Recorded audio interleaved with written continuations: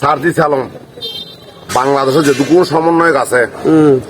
বেগুন মিলে এক ফাল্লাত সার্জিস আলম এক ফাল্লাত খেলায় রুবির ফারহানাদের মানে সার্জিস আলমের টক শুন দেখি আয় অন্তত সত্যি জিতে মঙ্গল ধর্মের প্রবর্তক হিসাবে এটার না মানুষ দরকার আছে কিন্তু আয় একখান জিনিস স্পষ্ট মানে টিভির মতো যদি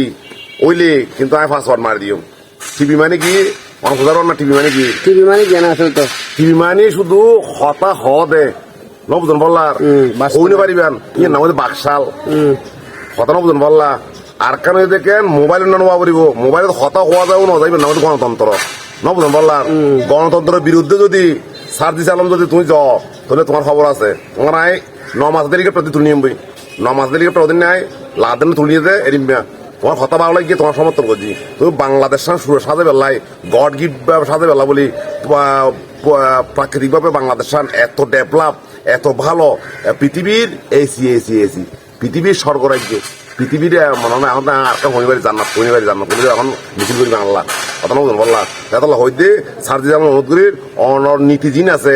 যেন সৌরদের যিনি নীতি আছিল ইন যেন বহি প্রকাশ করছিল শেখ মুজিবুর দি অনর নীতি জিন আছে অনর জিন ভালোবাসা আছে জ্ঞান আছে বেগুন দি